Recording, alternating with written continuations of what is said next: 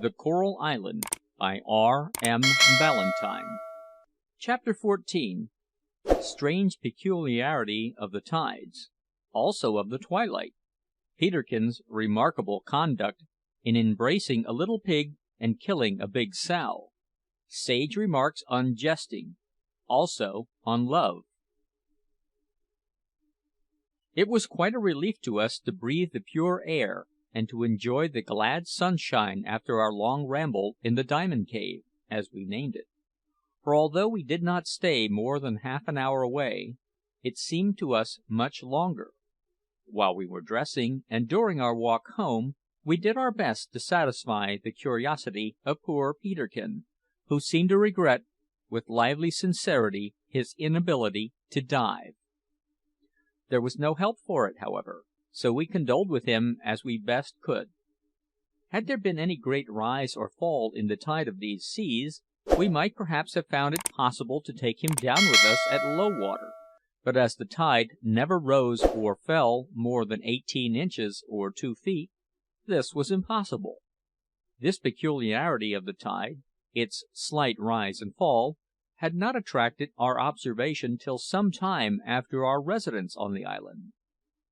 Neither had we observed another curious circumstance until we had been some time there.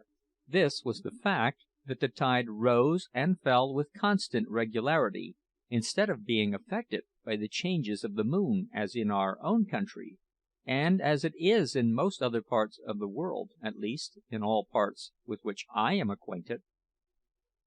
Every day and every night, at 12 o'clock precisely, the tide is at full, and at 6 o'clock every morning and every evening it is ebb.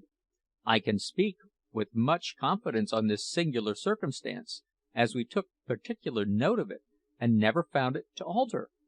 Of course, I must admit, we had to guess the hour of 12 midnight, and I think we could do this pretty correctly; but in regard to 12 noon we are quite positive, because we easily found the highest point that the sun reached in the sky by placing ourselves at a certain spot, whence we observed the sharp summit of a cliff resting against the sky, just where the sun passed. Jack and I were surprised that we had not noticed this the first few days of our residence here, and could only account for it by our being so much taken up with the more obvious wonders of our novel situation. I have since learned, however, that this want of observation is a sad and very common infirmity of human nature, there being hundreds of persons before whose eyes the most wonderful things are passing every day, who nevertheless are totally ignorant of them. I therefore have to record my sympathy with such persons, and to recommend to them a course of conduct which I have now for a long time myself adopted, namely, the habit of forcing my attention upon all things that go on around me, and of taking some degree of interest in them, whether I feel it naturally or not. I suggest this the more earnestly, though humbly, because I have very frequently come to know that my indifference to a thing has generally been caused by my ignorance in regard to it. We had much serious conversation on this subject of the tides, and Jack told us, in his own quiet, philosophical way, that these tides did great good to the world in many ways, particularly in the way of cleansing the shores of the land, and carrying off the filth that was constantly poured into the sea therefrom, which, Peterkin suggested, was remarkably tidy of it to do. Poor Peterkin could never let slip an opportunity to joke, however inopportune it might be, which at first we found rather a disagreeable propensity, as it often interrupted the flow of very agreeable conversation. And indeed, I cannot too strongly record my disapprobation of this tendency in general, but we became so used to it at last that we found it no interruption whatever. Indeed, strange to say, we came to feel that it was a necessary part of our enjoyment, such is the force of habit, and found that the sudden outbursts of mirth resulting from his humorous disposition quite natural and refreshing to us in the midst of our more serious conversations. But I must not misrepresent Peterkin. We often found, to our surprise, that he knew many things which we did not, and I also observed that those things which he learned from experience were never forgotten.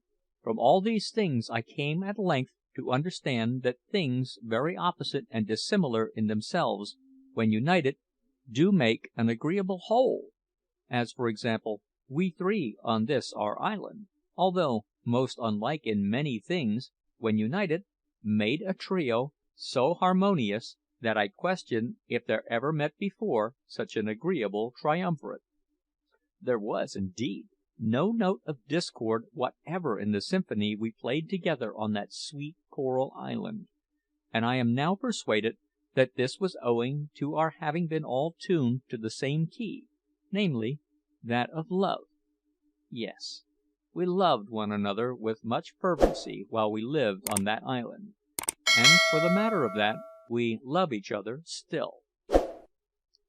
And while I am on this subject, or rather the subject that just preceded it, namely the tides, I may here remark on another curious natural phenomenon. We found that there was little or no twilight in this island. We had a distinct remembrance of the charming long twilight at home, which some people think the most delightful part of the day, though for my part I have always preferred sunrise; and when we first landed we used to sit down on some rocky point or eminence, at the close of our day's work, to enjoy the evening breeze; but no sooner had the sun sunk below the horizon than all became suddenly dark. This rendered it necessary that we should watch the sun when we happened to be out hunting, for to be suddenly left in the dark while in the woods was very perplexing, as, although the stars shone with great beauty and brilliancy, they could not pierce through the thick umbrageous boughs that interlaced above our heads. But to return. After having told all we could to Peterkin about the diamond cave under Spouting Cliff, as we named the locality, we were wending our way rapidly homewards when a grunt and a squeal were borne down by the land breeze to our ears. "That's the ticket!" was Peterkin's remarkable exclamation as he started convulsively and levelled his spear. "Hist!" cried Jack. "These are your friends, Peterkin. They must come over expressly to pay you a friendly visit, for it is the first time we have seen them on this side of the island." "Come along!" cried Peterkin, hurrying towards the wood, while Jack and I followed, smiling at his impatience. Another grunt and half a dozen squeals, much louder than before, came down the valley. At this time we were just opposite the small vale which lay between the Valley of the Wreck and Spouting Cliff. "I say, Peterkin!" cried Jack in a hoarse whisper. "Well, what is it?" "Stay a bit, man. These grunters are just up there on the hillside. If you go and stand with Ralph in the lee of yon cliff, I'll cut round behind and drive them through the gorge, so that you'll have a better chance of picking out a good one. Now, mind you pitch into a fat young pig, Peterkin," added Jack as he sprang into the bushes. "Won't I, just!" said Peterkin, licking his lips, as we took our station beside the cliff. "I feel quite a tender affection for young pigs in my heart; perhaps it would be more correct to say in my tum." "There they come!" cried I, as a terrific yell from Jack sent the whole herd screaming down the hill.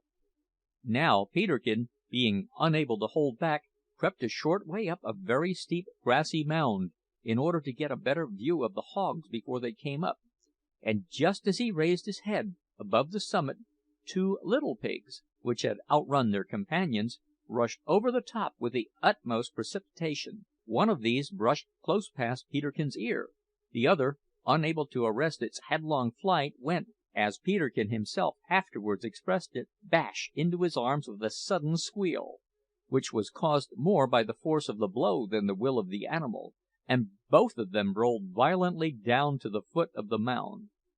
No sooner was this reached than the little pig recovered its feet, tossed up its tail, and fled shrieking from the spot. But I slung a large stone after it, which, being fortunately well aimed, hit it behind the ear and felled it to the earth. "Capital, Ralph! That's your sort!" cried Peterkin, who, to my surprise and great relief, had risen to his feet apparently unhurt, though much dishevelled. He rushed frantically towards the gorge, which the yells of the hogs told us they were now approaching. I had made up my mind that I would abstain from killing another, as, if Peterkin should be successful, 2 were more than sufficient for our wants at the present time. Suddenly they all burst forth, 2 or 3 little round ones in advance, and an enormous old sow with a drove of hogs at her heels. "Now, Peterkin," said I, "there's a nice little fat one; just spear it." But Peterkin did not move. He allowed it to pass unharmed. I looked at him in surprise, and saw that his lips were compressed and his eyebrows knitted, as if he were about to fight with some awful enemy. "What is it?" I inquired with some trepidation. Suddenly he levelled his spear, darted forward, and with a yell that nearly froze the blood in my veins, stabbed the old sow to the heart. Nay, so vigorously was it done that the spear went in at one side and came out at the other. "Oh, Peterkin!" said I, going up to him, "what have you done?" "Done! I've killed their great great grandmother, that's all," said he, looking with a somewhat awestruck expression at the transfixed animal. "Hallo! what's this?" said Jack as he came up. "Why, Peterkin, you must be fond of a tough chop. If you mean to eat this old hog, she'll try your jaws, I warrant. What possessed you to stick her, Peterkin?" "Why, the fact is, I want a pair of shoes." "What have your shoes to do with this old hog?" said I, smiling. "My present shoes have certainly nothing to do with her," replied Peterkin. "Nevertheless, she will have a good deal to do with my future shoes. The fact is, when I saw you floor that pig so neatly, Ralph, it struck me that there was little use in killing another. Then I remembered all at once that I had long wanted some leather or tough substance to make shoes of; and this old grandmother seems so tough that I just made up my mind to stick her, and you see I've done it." "That you certainly have, Peterkin," said Jack as he was examining the transfixed animal. We now considered how we were to carry our game home, for although the distance was short, the hog was very heavy. At length we hit on the plan of tying its 4 feet together and passing the spear handle between them. Jack took one end on his shoulder, I took the other on mine, and Peterkin carried the small pig. Thus we returned in triumph to our bower, laden, as Peterkin remarked, with the glorious spoils of a noble hunt. As he afterwards spoke in similarly glowing terms in reference to the supper that followed, there is every reason to believe that we retired that night to our leafy beds in a high state of satisfaction. Chapter 14. Recording by Tom Weiss.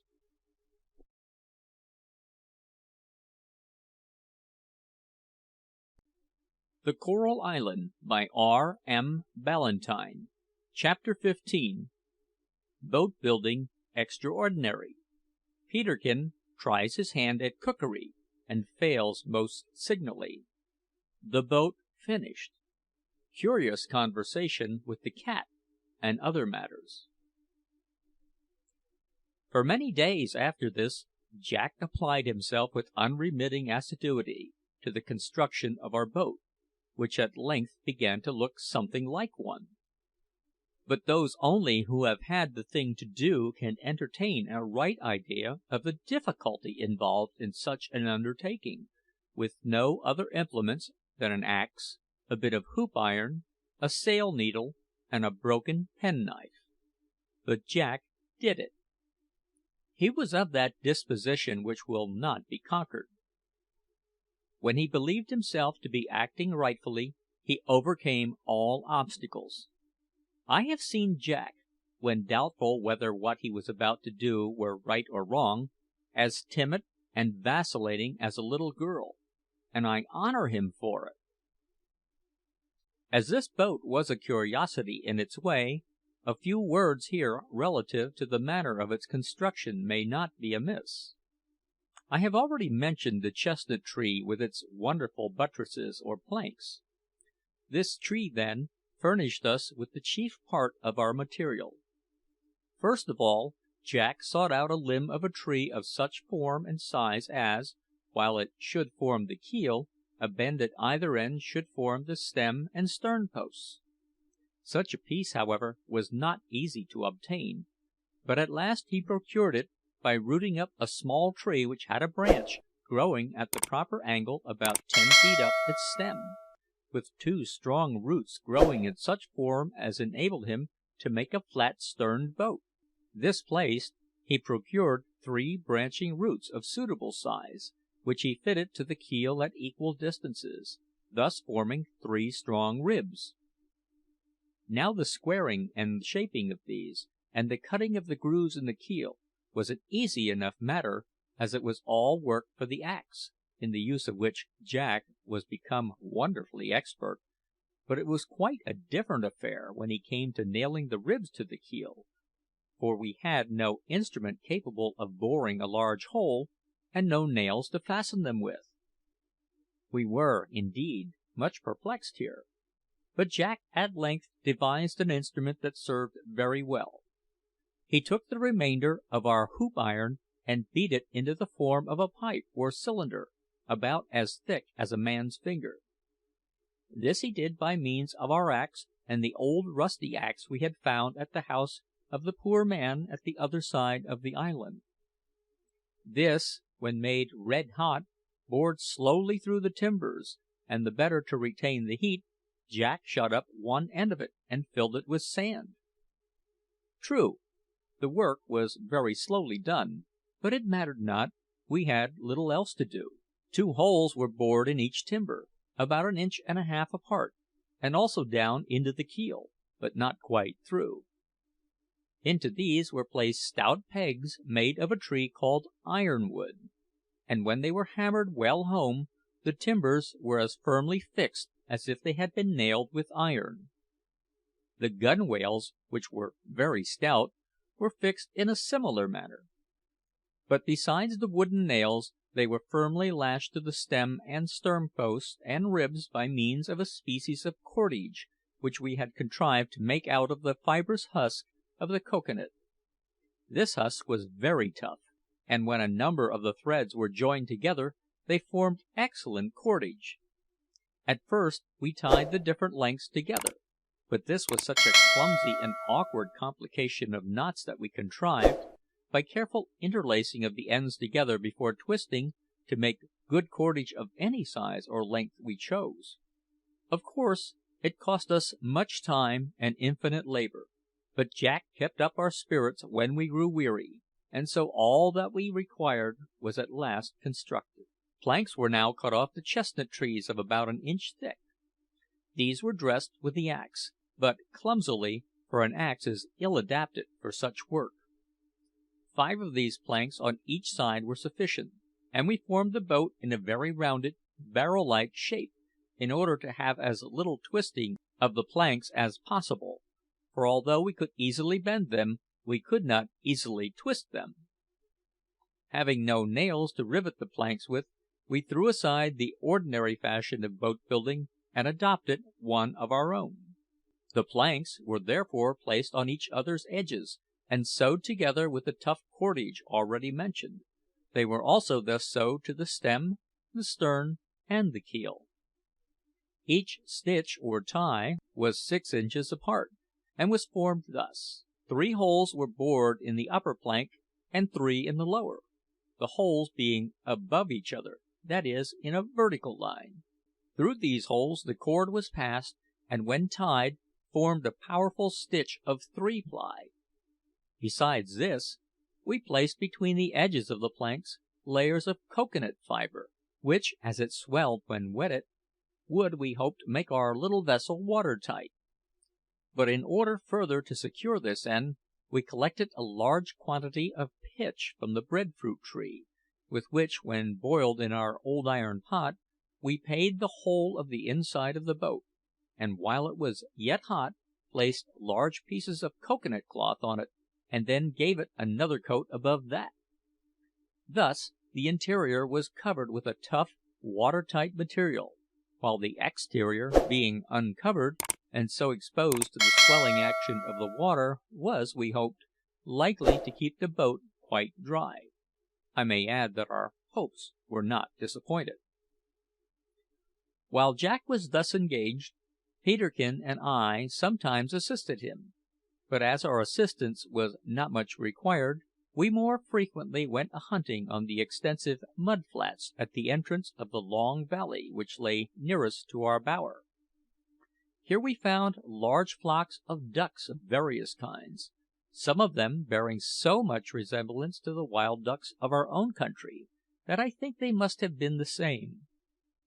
On these occasions we took the bow and the sling, with both of which we were often successful, though I must confess that I was the least so. Our suppers were thus pleasantly varied, and sometimes we had such a profusion spread out before us that we frequently knew not with which of the dainties to begin. I must also add that the poor old cat which we had brought home had always a liberal share of our good things, and so well was it looked after, especially by Peterkin, that it recovered much of its former strength, and seemed to improve in sight as well as hearing. The large flat stone, or rock of coral, which stood just in front of the entrance to our bower, was our table. On this rock we had spread out the few articles we possessed the day we were shipwrecked, and on the same rock, during many a day afterwards, we spread out the bountiful supply with which we had been blessed on our coral island. Sometimes we sat down at this table to a feast, consisting of hot rolls, as Peterkin called the newly baked breadfruit, a roast pig, roast duck, boiled and roasted yams, cocoa nuts, taro, and sweet potatoes, which we followed up with a dessert of plums, apples, and plantains, the last being a large-sized and delightful fruit, which grew on a large shrub or tree not more than 12 feet high, with light green leaves of enormous length and breadth. These luxurious feasts were usually washed down with cocoa nut lemonade. Occasionally Peterkin tried to devise some new dish, a conglomerate, as he used to say; but these generally turned out such atrocious compounds that he was ultimately induced to give up his attempts in extreme disgust, not forgetting, however, to point out to Jack that his failure was a direct contradiction to the proverb which he, Jack, was constantly thrusting down his throat, namely, that "where there's a will there's a way," for he had a great will to become a cook, but could by no means find a way to accomplish that end. One day, while Peterkin and I were seated beside our table, on which dinner was spread, Jack came up from the beach, and flinging down his axes, exclaimed, "There, lads, the boat's finished at last; so we've nothing to do now but shape 2 pair of oars, and then we may put to sea as soon as we like." This piece of news threw us into a state of great joy, for although we were aware that the boat had been gradually getting near its completion, it had taken so long that we did not expect it to be quite ready for at least 2 or 3 weeks. But Jack had wrought hard and said nothing, in order to surprise us. "My dear fellow," cried Peterkin, "you're a perfect trump! But why did you not tell us it was so nearly ready? Won't we have a jolly sail to morrow, eh?" "Don't talk so much, Peterkin," said Jack, "and pray hand me a bit of that pig." "Certainly, my dear," cried Peterkin, seizing the axe. "Which part will you have? A leg, or a wing, or a piece of the breast? Which?" "A hind leg, if you please," answered Jack; "and pray be so good as to include the tail." "With all my heart," said Peterkin, exchanging the axe for his hoop iron knife, with which he cut off the desired portion. "I'm only too glad, my dear boy, to see that your appetite is so wholesale, and there's no chance whatever of its dwindling down into retail again, at least in so far as this pig is concerned. Ralph, lad, why don't you laugh, eh?" he added, turning suddenly to me with a severe look of inquiry. "Laugh?" said I. "What at, Peterkin? Why should I laugh?" Both Jack and Peterkin answered this inquiry by themselves laughing so immoderately that I was induced to believe I had missed noticing some good joke; so I begged that it might be explained to me; but as this only produced repeated roars of laughter, I smiled and helped myself to another slice of plantain. "Well, but," continued Peterkin, "I was talking of a sail to morrow. Can't we have one, Jack?" "No," replied Jack, "we can't have a sail; but I hope we shall have a row, as I intend to work hard at the oars this afternoon, and if we can't get them finished by sunset, we'll light our candle nuts and turn them out of hands before we turn into bed." "Very good," said Peterkin, tossing a lump of pork to the cat, who received it with a mew of satisfaction. "I'll help you if I can." "Afterwards," continued Jack, "we will make a sail out of the cocoa nut cloth, and rig up a mast, and then we shall be able to sail to some of the other islands, and visit our old friends the penguins."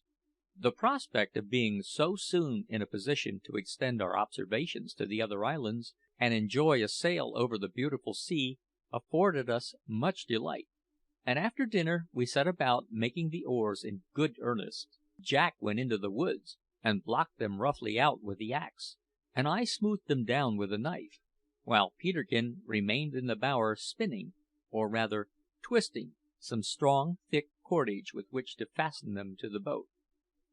We worked hard and rapidly, so that when the sun went down, Jack and I returned to the bower with 4 stout oars, which required little to be done to them save a slight degree of polishing with the knife. As we drew near we were suddenly arrested by the sound of a voice. We were not a little surprised at this; indeed, I may almost say alarmed, for although Peterkin was undoubtedly fond of talking, we had never up to this time found him talking to himself. We listened intently, and still heard the sound of a voice, as if in conversation. Jack motioned me to be silent, and advancing to the bower on tiptoe, we peeped in. The sight that met our gaze was certainly not a little amusing. On the top of a log, which we sometimes used as a table, sat the black cat, with a very demure expression on its countenance, and in front of it, sitting on the ground with his legs extended on either side of the log, was Peterkin. At the moment we saw him, he was gazing intently into the cat's face, with his nose about 4 inches from it, his hands being thrust into his breeches pockets. "Cat," said Peterkin, turning his head a little on one side, "I love you." There was a pause, as if Peterkin awaited a reply to this affectionate declaration, but the cat said nothing. "Do you hear me?" cried Peterkin sharply. "I love you, I do. Don't you love me?" To this touching appeal the cat said "Mew" faintly. "Ah, that's right! You're a jolly old rascal. Why did you not speak up at once, eh?" And Peterkin put forward his mouth and kissed the cat on the nose. "Yes," continued Peterkin after a pause, "I love you. Do you think I'd say so if I didn't, you black villain? I love you because I've got to take care of you, and to look after you, and to think about you, and to see that you don't die." "Mew, meow," said the cat. "Very good," continued Peterkin. "Quite true, I have no doubt. But you've no right to interrupt me, sir. Hold your tongue till I have done speaking. Moreover, cat, I love you because you came to me the first time you ever saw me, and didn't seem to be afraid, and appeared to be fond of me, though you didn't know that I wasn't going to kill you. Now that was brave, that was bold, and very jolly, old boy, and I love you for it, I do." Again there was a pause of a few minutes, during which the cat looked placid, and Peterkin dropped his eyes upon its toes, as if in contemplation. Suddenly he looked up. "Well, cat, what are you thinking now? Won't speak, eh? Now tell me, don't you think it's a monstrous shame that those 2 scoundrels, Jack and Ralph, should keep us waiting for our supper so long?" Here the cat arose, put up its back and stretched itself, yawned slightly, and licked the point of Peterkin's nose. "Just so, old boy, you're a clever fellow. I really do believe the brute understands me," said Peterkin, while a broad grin overspread his face as he drew back and surveyed the cat. At this point Jack burst into a loud fit of laughter. The cat uttered an angry "fuff" and fled, while Peterkin sprang up and exclaimed, "Bad luck to you, Jack! You've nearly made the heart jump out of my body, you have." "Perhaps I have," replied Jack, laughing as we entered the bower; "but as I don't intend to keep you or the cat any longer from your supper, I hope that you'll both forgive me." Peterkin endeavoured to turn this affair off with a laugh; but I observed that he blushed very deeply at the time we discovered ourselves, and he did not seem to relish any allusion to the subject afterwards, so we refrained from remarking on it ever after, though it tickled us not a little at the time. After supper we retired to rest, and to dream of wonderful adventures in our little boat, and distant voyages upon the sea. Chapter 15. Recording by Tom Weiss.